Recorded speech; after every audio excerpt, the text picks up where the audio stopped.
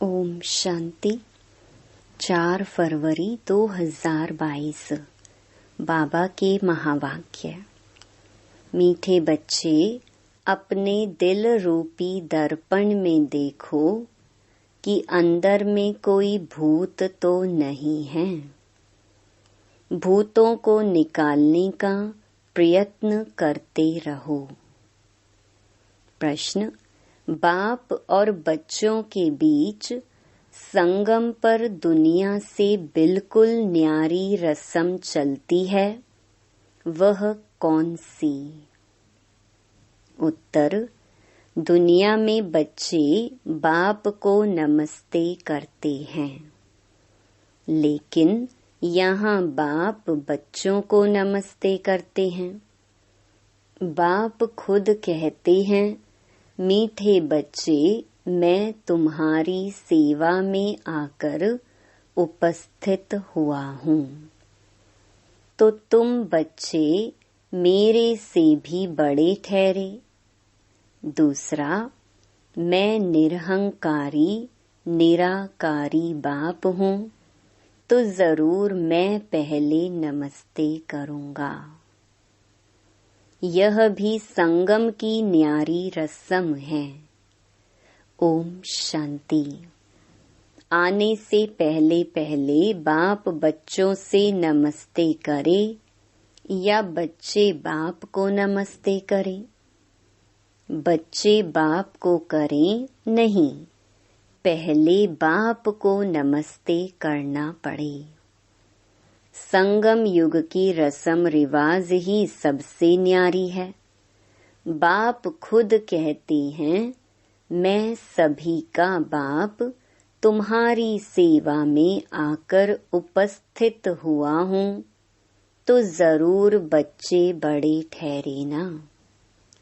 दुनिया में तो बच्चे बाप को नमस्ते करते हैं, यहाँ बाप बच्चों को नमस्ते करते हैं।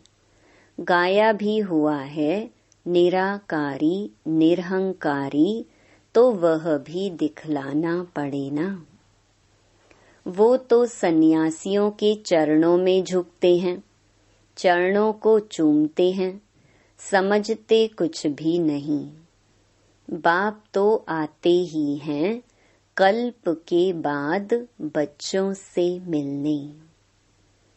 तुम बहुत सिकिलधे बच्चे हो, इसीलिए कहते हैं मीठे बच्चे, तुम थक गए हो। द्रौपदी के पांव दबाए तो सर्वेंट हुआ ना।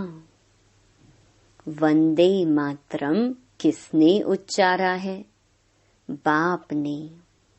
बच्चे समझते हैं बाप आया हुआ है सारी सृष्टि की बेहद की सेवा पर। सृष्टि पर कितना किचड़ा है, यह है नर्क, तो बाप को आना पड़ता है नर्क को स्वर्ग बनाने। बहुत दिल से आते हैं, जानते हैं मुझे बच्चों की सेवा में आना है। कल्प कल्प सेवा पर उपस्थित हुए हैं। यहाँ बैठे सभी की सेवा हो जाती है, ऐसे नहीं कि सभी के पास जाना होगा। सारी सृष्टि का कल्याणकारी दाता तो एक है ना। उनकी भेंट में मनुष्य कोई सेवा कर ना सके। उनकी है बेहद की सेवा। गीत जाग सजनिया जाग, कितना अच्छा गीत है। नवयुग पर भी समझाना चाहिए। युग भी भारतवासियों के लिए ही है। भारतवासियों से फिर वह सुनते हैं कि सतयुग त्रेता होकर गए हैं, क्योंकि वह आते ही हैं द्वापर में। तो औरों से सुनते हैं कि भारत प्राचीन खंड था, उसमें देवताएं राज्य करते थे।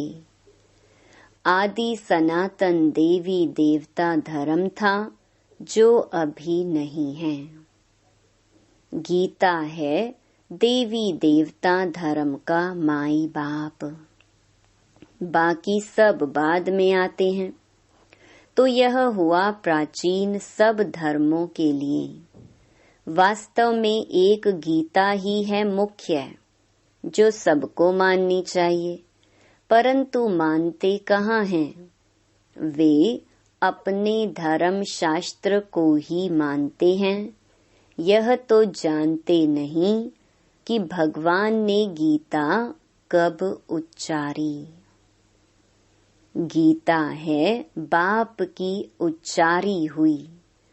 उसमें बाप के बदले बच्चे का नाम डाल मुश्किलात कर दी है। इसीलिए सिद्ध नहीं होता कि शिवरात्रि कब मनावें। शिव जयंती के बाद होती है कृष्ण जयंती। कभी भी श्री कृष्ण यज्ञ नहीं गाया जाता। रुद्र ज्ञान यज्ञ ही गाया जाता है। उनसे ही विनाश ज्वाला प्रज्वलित हुई, सो तो बरोबर देख रहे हो। आदि सनातन देवी देवता धर्म की फिर से स्थापना हो रही है। फिर यह और अनेक धर्म रहेंगे नहीं। कृष्ण भी तब आए जब और सब धर्म ना हो। बाकी सब आत्माएं मुक्ति धाम में रहती हैं। भगवान से तो सबको मिलना होता है ना। सभी बाप को सलाम करेंगे। बाप भी आकर फिर बच्चे को सलाम करते हैं। बच्चे फिर बाप को करते हैं। इस समय बाप साकार में आया हुआ है। यहाँ तो सभी आत्माएं बाप से मिल ना सके, क्योंकि कोटों में कोई ही आएंगे। तो सभी भगत कब और कहाँ मिलेंगे? जहाँ से भगवान से बिछुड़े हैं, वहाँ ही जाकर मिलेंगे। भगवान का निवास स्थान है ही परम धाम। बाप कहते हैं, सब बच्चों को दुख से लिबरेट कर परम धाम ले जाता हूँ। यह काम उनका ही है। बाप को आना ही है पतित सृष्टि को पावन बनाने। हेवनली गॉड फादर है तो जरूर स्वर्ग क्रिएट करेंगे ना। नरक की स्थापना रावण, स्वर्ग की स्थापना बाप करते हैं। इनका राइट नाम है शिव, बिंदु। आत्मा भी बिंदु है। भ्रकुटी के बीच इतनी ही रह सकेगी। तो जैसी आत्मा है वैसा परमात्मा है। परंतु वंडर है, जो इतनी छोटी आत्मा में 84 जन्मों का पार्ट भरा हुआ है, जो कभी घिसता नहीं, फॉरएवर चलता रहेगा। कितनी गुहिया बातें हैं। अब मनुष्य शांति मांगते हैं, क्योंकि सब शांति में ही जाने वाले हैं। कहते हैं सुख काग विष्टा के समान है। अब गीता में तो है राजयोग से राजाओं का राजा बनना। तो जो सुख को काग विष्टा समान समझते हैं, उन्हों को राजाई कैसे मिले? यह तो प्रवृत्ति मार्ग की बात है। गृहस्थ व्यवहार में रहते तुमको कमल फूल समान पवित्र रहना है। Charity begins at home. Shiv Baba भी कहते हैं, मैं पहले इस साकार ब्रह्मा को समझाता हूँ। शिव बाबा का यह चैतन्य होम है। पहले पहले यह ब्रह्मा सीखते हैं, फिर उनसे एडॉप्टेड चिल्ड्रन नंबर वार सीख रहे हैं। यह बड़ी गुह्य बातें हैं। सदगति दाता पतित पावन खुद आकर यह सब राज समझाते हैं। ऐसे नहीं कि वहां से प्रेरणा करते हैं, वह तो यहाँ आते हैं। यादगार भी है, शिव के अनेक मंदिर हैं। खुद कहते हैं मैं साधारण ब्रह्मा तन में आता हूँ। यह खुद अपने जन्मों को नहीं जानते हैं। इसमें एक की बात नहीं, सभी ब्रह्मा मुख वंशावली बैठे हो। ब्रह्मा मुख के द्वारा तुम ब्राह्मण रचे गए हो। तुम ब्राह्मणों को ही समझाते हैं। यज्ञ हमेशा ब्राह्मणों द्वारा ही चलता है। उन गीता सुनाने वालों के पास ब्राह्मण तो है नहीं, इसीलिए वह यज्ञ भी नहीं ठहरा। यह तो बेहद के बाप का रचा हुआ बहुत बड़ा भारी यज्ञ है। कब से डेंगियां बड़े बड़े पतीले चढ़ते आए हैं। भंडारा अब तक चलता ही रहता है। समाप्त कब होगा? जब सारी राजधानी स्थापन हो जाएगी। बाप कहते हैं तुमको वापस घर ले जाएंगे, फिर नंबरवार पार्ट बजाने भेज देंगे। ऐसे और कोई कह न सके कि मैं तुम्हारा पंडा हूँ। तुमको साथ ले जाऊंगा।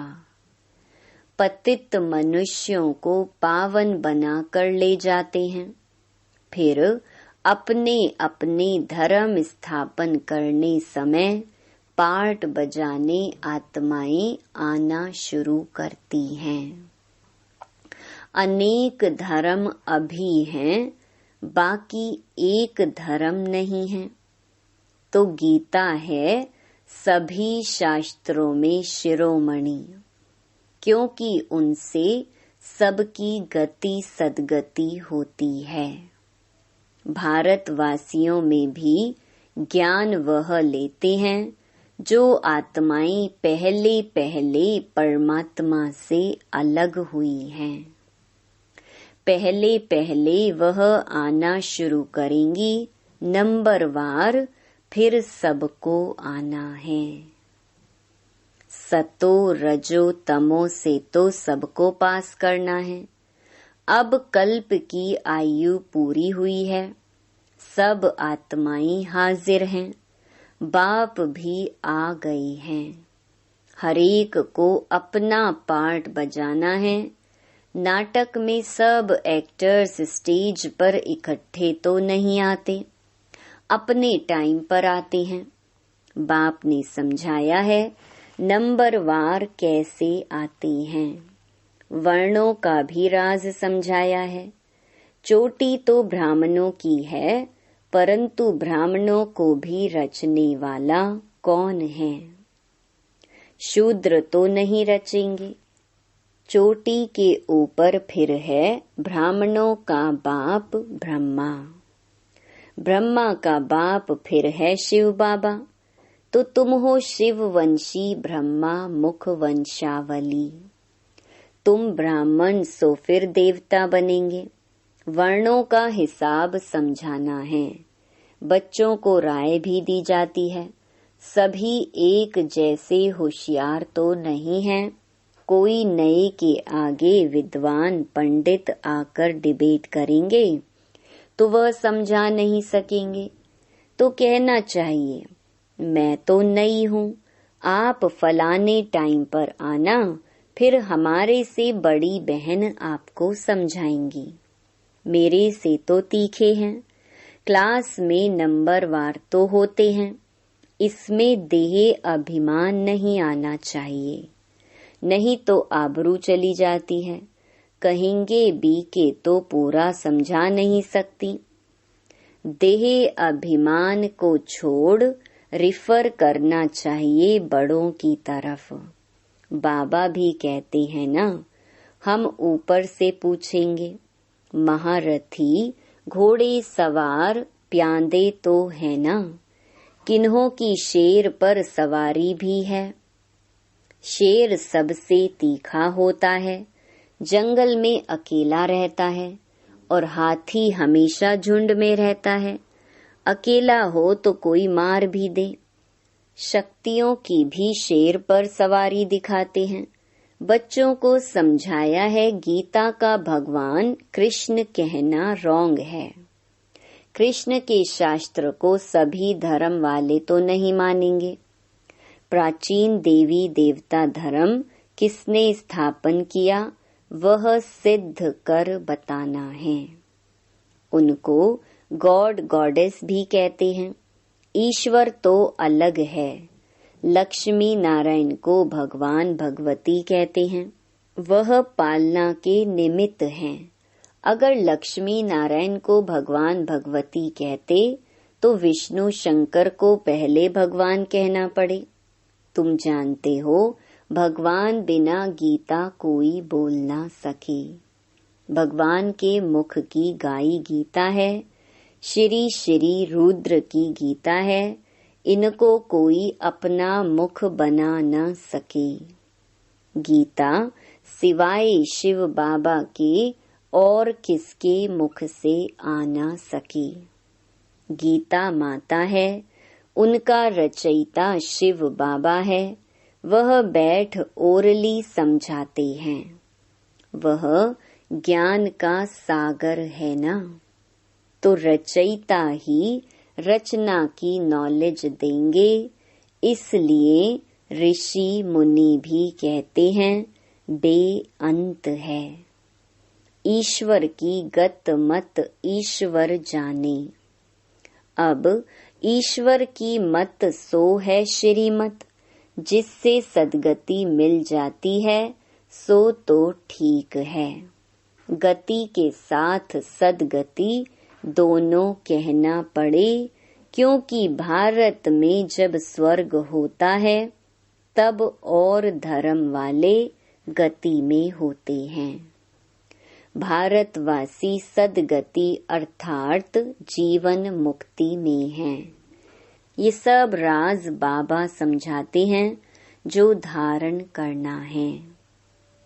भक्ति मार्ग वाले कहते हैं वेद शास्त्र आदि सबसे ईश्वर का रास्ता मिलता है, परंतु ऐसे तो है नहीं। यह कोई शिमला की पहाड़ी थोड़ी है जो जहाँ से भी जाओ तो पहुँच जाएंगे। यहाँ तो साजन को सजनियों के पास आना पड़े, सजनियों का श्रृंगार कराना पड़े स्वर्ग का मालिक बनाने के लिए। सब महाराजा महारानी बनने चाहते हैं, परंतु बाबा कहते हैं अपना मुख तो पहले देखो। नारद की बात भी अभी की है। उनको लक्ष्मी को वरने की दिल हुई तो उसको कहा पहले अपनी शक्ल तो देखो। बाबा भी कहते हैं अपना दिल रूपी दर्पण देखो। काम का भूत तो नहीं आता। जांच करते रहो और भूतों को निकालने का प्रयत्न करते रहो। युक्तियां तो बाबा सब बतलाते रहते हैं। मन में संकल्प तो बहुत आएंगे, कर्म में नहीं आना चाहिए। बाबा अच्छे कर्म सिखलाते हैं ना। कर्म अकर्म विकर्म की गति का ज्ञान भी गीता में है और तो कोई नहीं जानते। विकर्म कराने वाली है माया, वह सतयुग में होती नहीं। अब श्रीमत पर चलने से ही तुम स्वर्ग में चल सकते हो। यह किसी मनुष्य की मत नहीं है। बाप की श्रीमत से स्वर्ग बन रहा है, औरों की मत से स्वर्गवासी बन ना सके और भी भ्रष्ट बनते जाएंगे। तुम बच्चे जानते हो अब एक धर्म की स्थापना हो रही है। तुम योग बल से गुप्त वेश में अपनी किंगडम स्थापन कर रहे हो। हाथ में हथियार आदि तो कुछ है नहीं, ज्ञान के बाण व तीर आदि हैं, उन्होंने फिर स्थूल में दिखा दिया है। यह है सब गुप्त शक्ति। शक्तियों की देखो कितनी पूजा होती है, 10-20 भुजाओं वाली तो कोई है नहीं। सबकी 2 भुजाएं होती हैं। मनुष्य सृष्टि में 10-8 भुजा वाले कोई होते नहीं। सूक्ष्म वतन में विष्णु को 4 भुजा दिखाते हैं, वह भी अर्थ सहित हैं। बीज को जानने से सारे झाड़ का ज्ञान आ जाता है। अच्छा, ज्ञान का खजाना तो बच्चों को मिलता रहता है, फिर मुख मीठा कराने के लिए बच्चों को टोली खिलाते हैं। शिव बाबा खुद नहीं खाते, सब बच्चों के लिए ही हैं। राज्य भी बच्चों के लिए हैं। लक्ष्मी नारायण भी जरूर अपने बच्चों को देंगे, सबको तो बांट नहीं देंगे। यह बाप सभी बच्चों को देते हैं। वहाँ प्रजा भी कहेगी हम स्वर्ग के मालिक हैं। सुख तो प्रजा को भी है, दुख का नाम भी नहीं। बाकी नंबरवार तो होते ही हैं। वहाँ तो सोना भी अथाह होता है। यहाँ तो सब खानियां खाली हो गई हैं। गायन भी है, किसकी दबी रही धूल में, किनकी राजा खाए। सफल उसी की होए जो धनी के नाम लगाए। अच्छा, मीठे मीठे सिकी लधे बच्चों प्रति मात पिता बाप दादा का याद प्यार और नमस्ते। माताओं को वंदे मातरम, बच्चों को याद प्यार और सबको गुड मॉर्निंग। अब रात पूरी होती है, गुड मॉर्निंग आ रहा है, नया युग आ रहा है ब्रह्मा कुमार कुमारियों के लिए। अच्छा, ओम शांति। धारणा के लिए मुख्य सार। पहला, देह अभिमान को छोड़ अपने से बड़ों को आगे रखना है। कोई डिबेट करता है तो बड़ों तरफ रिफर करना है, आबरू नहीं गंवानी है। दूसरा, चैरिटी बिगिंस एट होम, पहले परिवार का कल्याण करना है। गृहस्थ व्यवहार में रहते कमल फूल समान पवित्र बनना है। वरदान, देह अहंकार व अभिमान के सूक्ष्म अंश का भी त्याग करने वाले आकारी सो निराकारी भव। कईयों का मोटे रूप से देह के आकार में लगाव व अभिमान नहीं है, लेकिन देह के संबंध से अपने संस्कार विशेष हैं, बुद्धि विशेष है, गुण विशेष हैं, कलाएं विशेष हैं, कोई शक्ति विशेष है। उसका अभिमान अर्थात अहंकार, नशा, रोब, ये सूक्ष्म देह अभिमान है। तो यह अभिमान कभी भी आकारी फरिश्ता व निराकारी बनने नहीं देगा। इसलिए इसके अंश मात्र का भी त्याग करो तो सहज ही आकारी सो निराकारी बन सकेंगे। स्लोगन, समय पर सहयोगी बनो तो पदम गुना रिटर्न मिल जाएगा। ओम शांति।